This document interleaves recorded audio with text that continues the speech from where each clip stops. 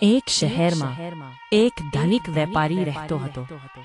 તેની પાસે ધન દોલત ખૂબ હતી, પરંતુ હૃદયથી તે ખૂબ કઠોર હતો.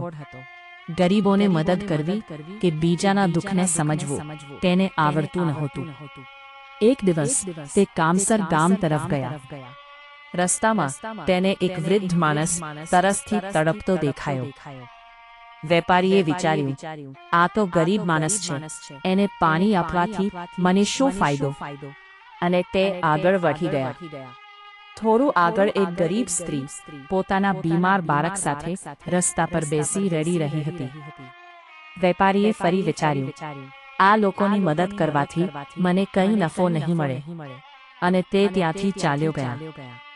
સાંજે પરત ફરતા તેને એક નાનકડી છોકરી મળી, જે હાથમાં ઈજાગ્રસ્ત કબૂતર લઈને રડી રહી હતી.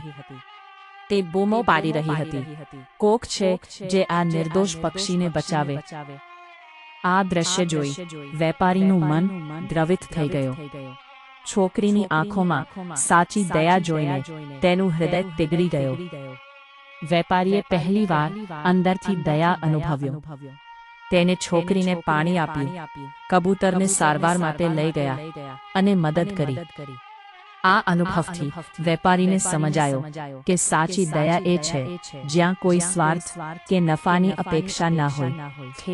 દિવસથી તેણે ગરીબોને મદદ કરવી શરૂ કરી, તરસેલા લોકોને પાણી આપ્યું અને બીજાના દુઃખને પોતાનું માન્યું.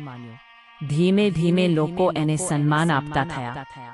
વેપારીએ જીવનનો મોટો પાઠ શીખ્યો. ધન નહીં, પરંતુ દયા અને માનવતા જ સાચો સુખ આપે છે.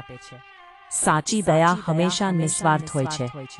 બીજાના દુઃખમાં સહાય કરવી એ જ સાચું માનવતા છે.